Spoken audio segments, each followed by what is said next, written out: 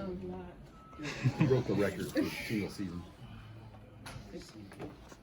65? Yeah. We were supposed to get over 150, so he owes me. He made a bet. What was the bet? That he would get over 150. He had 165. Did you sense, he said he thought going in he could just run by some of those guys.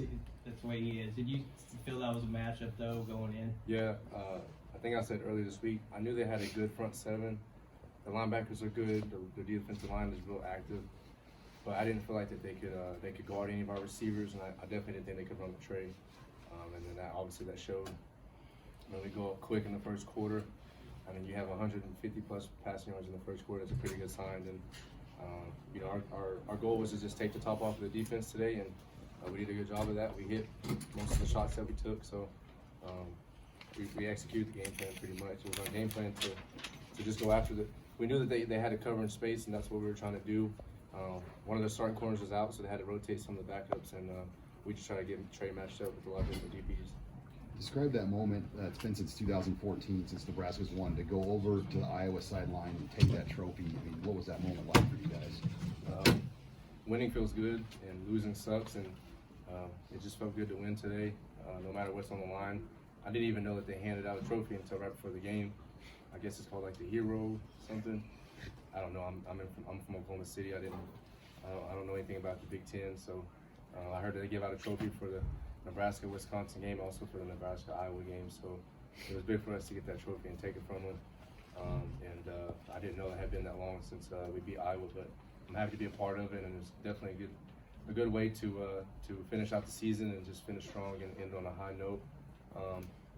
And just show ourselves and show everybody what we can do when we play 4 quarters of football. So, good win for the team, and just happy to be a part of it. Have you ever had chemistry with a receiver like you have with Trey? Yeah, Xavier Worthy, number 8 at Texas.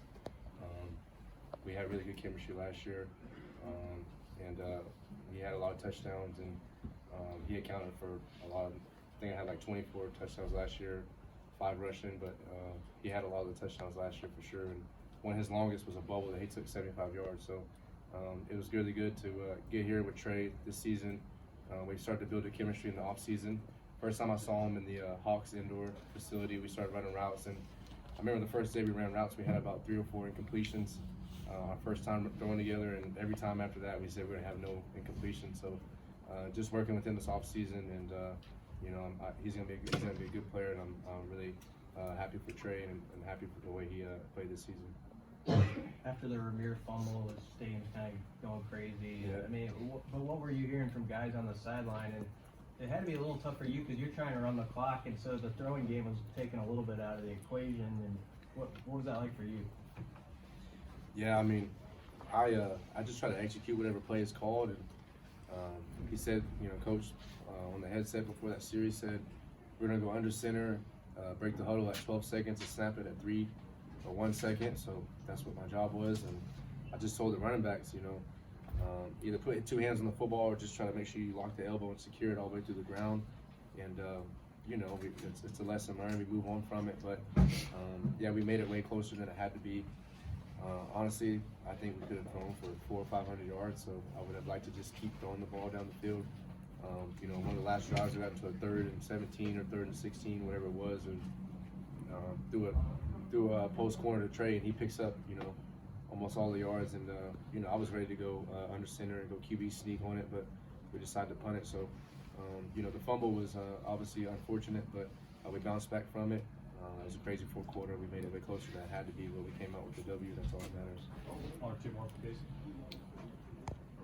Casey, do you think that this, like an experience like this for the guys who are back on this team, can be something that they can build on? It's been such a struggle for Nebraska in the series and in close games in general. Yeah, I mean, I think there's really a stigma of Nebraska doesn't know how to finish games and close games. I mean, if you look at this season, 3 of the wins came in the second half, and we had to win the game in the 4th quarter. We were tied with Indiana, ended up beating Indiana in the 4th quarter.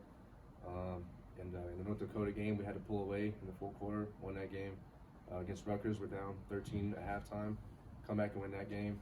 Tonight against Iowa, we have the lead, right, comfortable lead, and they're getting closer, and things are starting to not go our way. You know, we let them score, then they get a field goal, or then we fumble. But at the end of the day, we still won the game in the fourth quarter. So, however many years that it's been that this football team hasn't finished games in the fourth quarter, I think that we broke that streak, and we know how to finish in the fourth quarter. Now that doesn't mean that we're always going to win games in the fourth quarter. Sometimes the ball just rolls the other way, but you know, we did it tonight, and we've proven multiple times this year that we're capable of doing it. And that's obviously with the interim head coach, and so I know that this team is capable, and I'm really excited about what's in store.